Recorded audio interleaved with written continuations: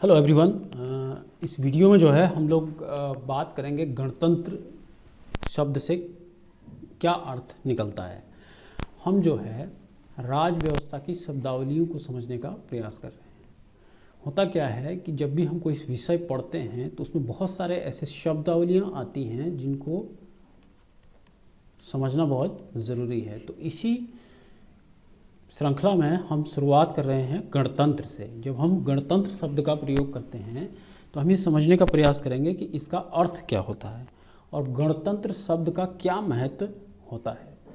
तो हम देखते हैं इसको कि इसका क्या अर्थ है और किस तरीके से इसको हमें समझना है और इसका इम्पोर्टेंस क्या है, हम क्यों इस शब्द को अपने संविधान और तमाम तरीके की अलग जगहों पर इसका इस्तेमाल करते हैं। देखिए, जब आप भारत का पासपोर्ट देखेंगे तो उसके ऊपर केवल भारत नहीं लिखा होता है बल्कि रिपब्लिक ऑफ इंडिया यानी भारत गणराज्य शब्द का प्रयोग होता है।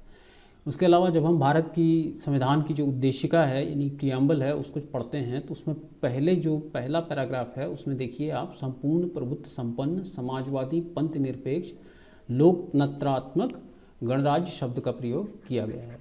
तो ये गणराज्य शब्द यहाँ पर जो प्रयोग किया गया है इसका अर्थ क्या है। गणतंत्र शब्द जो है किस चीज़ को रिप्रेजेंट करता है, किस चीज़ का प्रतिनिधित्व करता है, तो समझते हैं गणतंत्र शब्द को। तो देखिए, गणतंत्र शब्द का अर्थ होता है कि जो राज्य का अध्यक्ष होगा, राज्य का जो प्रमुख होगा वो वंशानुगत नहीं होगा, यानी कि वो उत्तराधिकार के जो नियम होते थे पुराने ज़माने में, प्राचीन काल में और मध्यकाल में, उसके जरिए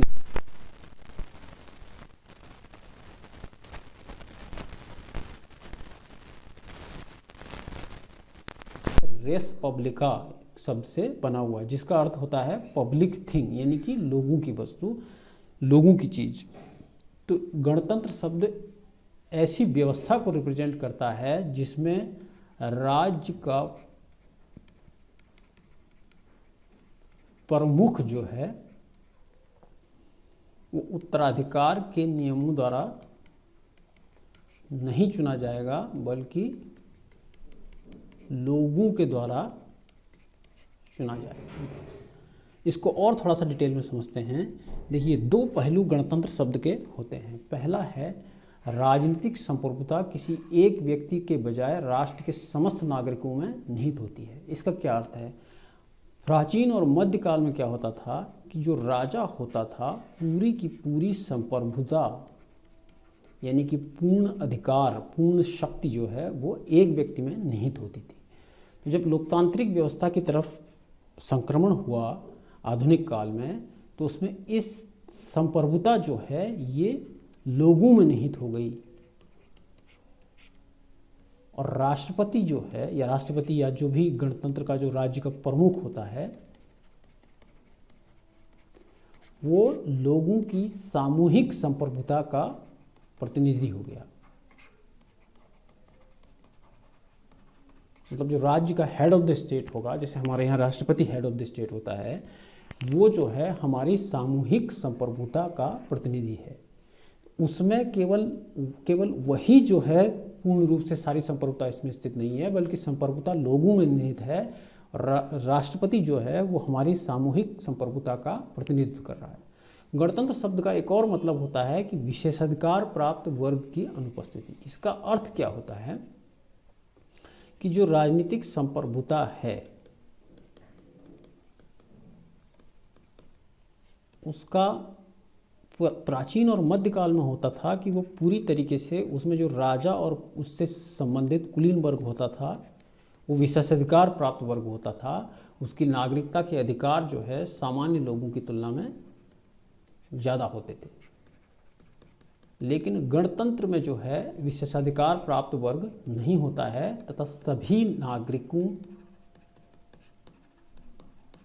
को समान अधिकार होते हैं। इसीलिए जो हेड ऑफ द स्टेट होता है, जैसे राष्ट्रपति भारत में होता है, उसको प्रथम नागरिक कहा जाता है। हम भी नागरिक हैं, वो भी नागरिक है, विशेष नागरिक नहीं कहा जाता। अगर विशेषाधिकार प्राप्त वर्ग की उपस्थिति होती तो विशेष नागरिक कहा जाता राज्याध्यक्ष को, न कि प्रथम नागरिक। तो वो भी नागरिक है और हम भी नागरिक हैं, और विशेषाधिकार प्राप्त वर्ग की अनुपस्थिति है। जबकि प्राचीन और मध्यकाल में यानी कि राजशाही की व्यवस्था में राजा जो होता था उसी में सारी संपन्नता होती थी, उसी के जो है तमाम तरीके के उसके पास विशेषाधिकार होते थे। अब भारत में जैसे हम देखें तो हम राज्य, जब हम गणतंत्र शब्द से का प्रयोग कर रहे हैं तो उसका लोकतंत्र से कोई संबंध नहीं है। भारत में आप देखेंगे कि जो सरकार का प्रमुख होता है, जो केंद्र सरकार होती है उसका जो प्रमुख होता है उसको प्रधानमंत्री होता है, और जो राज्य अध्यक्ष होता है यानी हेड ऑफ द स्टेट होता है वो राष्ट्रपति होता है। तो ये हम इसको थोड़ा सा विस्तार से समझने की कोशिश करेंगे कि पहले तो ये समझेंगे कि दोनों में अंतर क्या है, और फिर ये देखेंगे कि दोनों अलग अलग क्यों बनाए गए हैं। जब हमारे पास सरकार का प्रमुख प्रधानमंत्री है, सारे काम वही कर रहा है, तो हमें राज्याध्यक्ष अलग से बनाने की क्यों आवश्यकता पड़ती है। तो देखिए, प्रधानमंत्री जो है वो केंद्र सरकार का प्रमुख है, और राष्ट्रपति जो है वो पूरे राष्ट्र का राष्ट्राध्यक्ष है। यानी कि ये राज्यों की सरकारों को ये प्रतिनिधित्व नहीं कर रहा है, लेकिन ये पूरे देश को, पूरे राष्ट्र को जो है रिप्रेजेंट कर रहा है।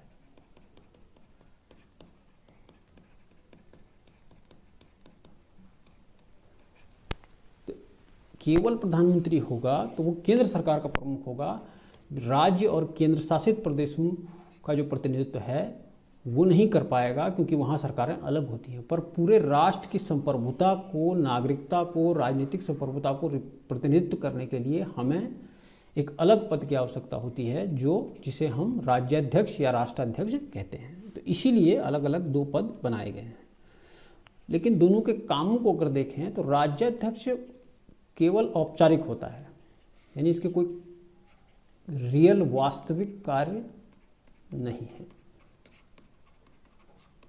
केवल अपवादों को छोड़कर। हालांकि अपवादों की स्थिति आ सकती है, जैसे सरकार चुनाव हुए और सरकार नहीं बन पाई तो राष्ट्रपति शासन लगाना पड़ गया, तो ऐसी परिस्थिति में क्या होगा कि ये जो है बिना कैबिनेट की मदद के कार्य करेगा। जबकि सरकार का प्रमुख यानी जो प्रधानमंत्री होता है वो कैबिनेट की सहायता से शासन से संबंधित सारे निर्णय लेता है और उन निर्णयों का क्रियान्वयन करता है।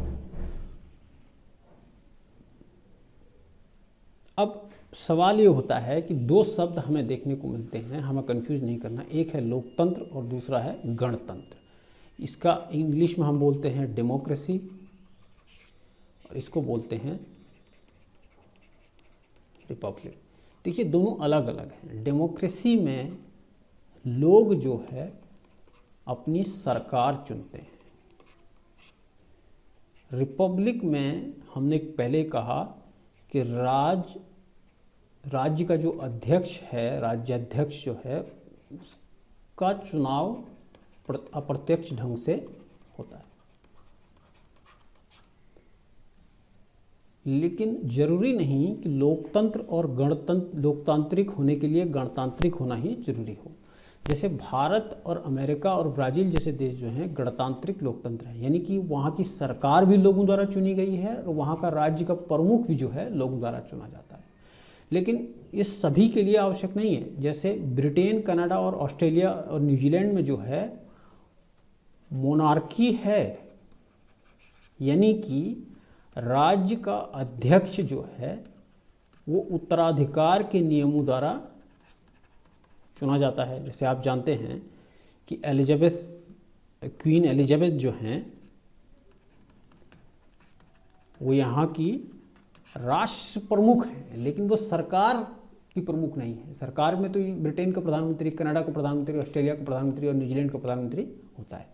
तो सरकार इन देशों में जो है लोगों द्वारा चुनी जा रही है, लेकिन जो राष्ट्र का प्रमुख है वो जो राजनीतिक संप्रभुता का प्रतिनिधित्व कर रहा है वो जो है उत्तराधिकार द्वारा चुना जाता है।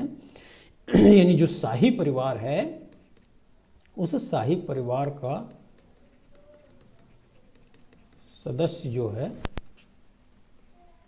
राज्याध्यक्ष बनता है। जैसे इस समय वर्तमान में एलिजाबेथ द्वितीय जो हैं 1992 से जो है अब तक जो है इन सारे देशों के राष्ट्र प्रमुख हैं। ये कंफ्यूज नहीं करना है कि ब्रिटेन की जो क्वीन है वो कनाडा, न्यूजीलैंड और ऑस्ट्रेलिया की भी प्रमुख है। अभी तक कॉमनवेल्थ के सिस्टम के हिसाब से वो बदला नहीं है, क्योंकि यहीं से जो है लोग इन देशों में गए थे। जैसे राजतंत्रात्मक लोकतंत्र का उदाहरण हमने ये दिया कि ब्रिटेन, कनाडा, ऑस्ट्रेलिया, न्यूजीलैंड में राजनीतिक व्यवस्था लोकतांत्रिक है, लेकिन गणराज्य ये नहीं है, ये रिपब्लिक नहीं है, क्योंकि इनका राज्याध्यक्ष जो है ब्रिटेन के शाही परिवार का सदस्य होता है। एलिजाबेथ द्वितीय जो हैं 1992 से इस पद पर हैं। अब थोड़ा सा भारत के गणतंत्र की बात करते हैं। देखिए, हम जानते हैं कि 26 जनवरी 1950 को हम गणतंत्र दिवस मनाते हैं।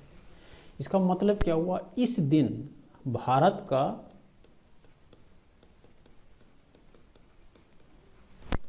संविधान पूर्ण रूप से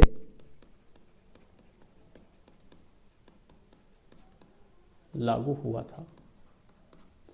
हालांकि संविधान के कुछ प्रावधान जो है 26 नवंबर 1949 को लागू हो गए थे, और जिसको हम संविधान दिवस के रूप में मनाते हैं, लेकिन पूरा संविधान जिस दिन लागू हुआ यानी कि 26 जनवरी 1950 को, उसको हम भारत के गणतंत्र दिवस के रूप में मनाते हैं। इसको हम गणतंत्र दिवस इसलिए बोलते हैं कि इस दिन भारत ने निर्धारित किया कि भारत एक लोकतांत्रिक गणराज्य बनेगा, अर्थात भारत की संप्रभुता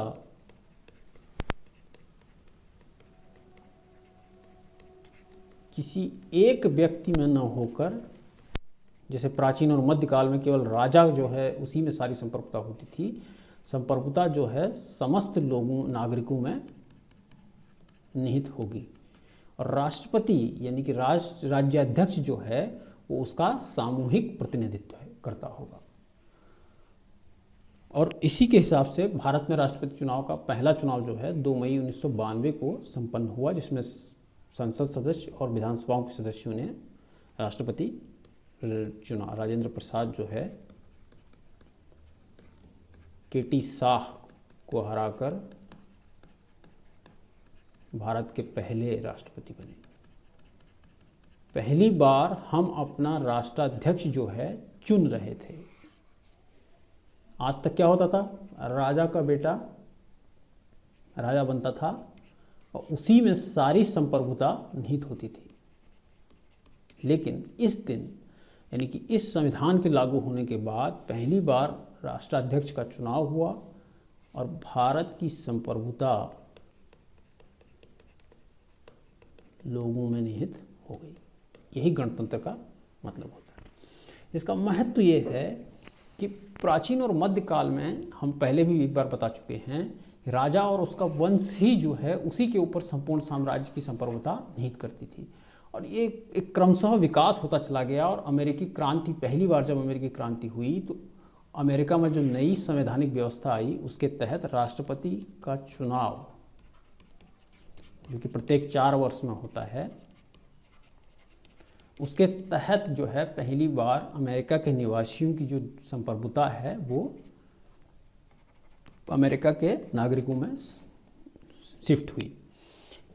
इसी गणतंत्र की अवधारणा जो है के आधार पर राष्ट्र की संप्रभुता राष्ट्र के नागरिकों में निहित हुई। तो यहीं से जो है जो संप्रभुता की अवधारणा में भी परिवर्तन आया और इसी ने गणतंत्र की अवधारणा को मजबूत बनाया। तो हमने जो है अभी इसमें भारत के मतलब गणतंत्र की अवधारणा को समझा, इसके शब्द के तात्पर्य को समझा और हमने इसके एक मतलब ऐतिहासिक विकास की समरी को भी जाना। तो एक बार हम इसको रिव्यू कर लेते हैं। हमारा टॉपिक था कि राज्य व्यवस्था का जो पॉलिटी का में जो शब्दावलियाँ आती हैं अलग अलग, उसमें गणतंत्र शब्द को हमने एक्सप्लेन किया।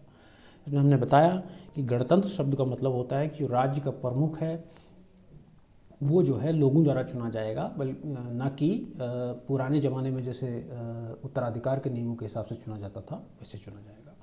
इसमें हमने भारत में जो गणतंत्र की अवधारणा है, जो भारत का राज्याध्यक्ष है, उसको समझने की कोशिश की और उसके अंतर को भी समझा कि सरकार के प्रमुख और राज्य के प्रमुख में अंतर होता है और उनके कामों को समझने की कोशिश की। उसके अलावा हमने लोकतंत्र और गणतंत्र के बीच संबंधों को समझा।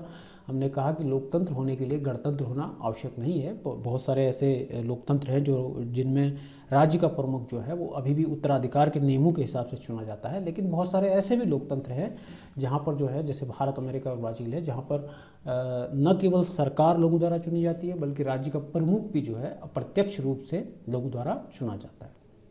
तो लोकतंत्र, गणतंत्र की अवधारणा के आधार पर और राजतंत्र की अवधारणा के आधार पर लोकतंत्र दो अलग अलग तरीके के होते हैं। उसके अलावा हमने अंत में जो है भारत के गणतंत्र को समझने की प्रयास किया कि किस तरीके से 26 जनवरी 1950 को जब भारत ने अपने संविधान को पूर्ण रूप से अपने आप को आत्मार्पित किया और लागू किया, और उसके आधार पर जो है 1992 में पहली बार राष्ट्रपति पद का चुनाव हुआ, तो भारत यहाँ से जो है आधिकारिक तौर पर एक गणतंत्र में परिवर्तित हुआ। यानी कि अब यहाँ से ये नियम बन गया, यहाँ से ये परंपरा बन गई कि भारत की जो राजनीतिक संप्रभुता है वो किसी राजा में, किसी एक व्यक्ति में उत्तराधिकार के हिसाब से नहीं तय होगी बल्कि लोगों में निहित होगी, और भारत का राष्ट्रपति यानी राष्ट्राध्यक्ष जो है उस सामूहिक संप्रभुता का जो है प्रतिनिधि होगा। उसके बाद अंत में हमने गणतंत्र होने का महत्व समझा कि किस तरीके से प्राचीन और मध्यकाल की तुलना में आधुनिक काल में राजा के बजाय जो संप्रभुता है वो पूरी तरीके से लोगों में निहित हो गई। तो ये हमने ये टॉपिक गणतंत्र जो है एक उसको समझने का प्रयास किया। इस तरीके से हम आगे और भी राज्य व्यवस्था के विषय में जो भी बहुत सारे शब्दावलियाँ आती रहती है, जैसे लोकतंत्र है, पंथनिरपेक्षता है, समाजवाद है, एकता है, अखंडता है, इसको हम समझने का प्रयास करेंगे। इसका बहुत महत्व है क्योंकि हर शब्द का एक विशेष अर्थ होता है, और जब हम प्रश्न IAS PCS में जितने भी मुख्य परीक्षा में प्रारंभिक परीक्षा में जब हम प्रश्नों को मतलब उसका हल ढूंढने की कोशिश कर रहे होते हैं तो उसमें हमें शब्दों का ठीक अर्थ सही से पता होना चाहिए। तो अगले लेक्चर में हम लोग और भी जो महत्वपूर्ण शब्द हैं जो राज्य व्यवस्था विषय से जुड़े हुए हैं उनको सिंपल तरीके से, साधारण तरीके से, एक तरीके से व्याख्या करने की उनका प्रयास करेंगे। तो मिलते हैं हम अगले वीडियो में। अभी इस वीडियो को आप लोग देखिए और इसको समझने की कोशिश कीजिए। इसको लाइक कीजिए, शेयर कीजिए और सब्सक्राइब कीजिए। तो हम मिलते हैं अगले लेक्चर में एक नए राज्य व्यवस्था से जुड़े हुए एक नए शब्द के साथ।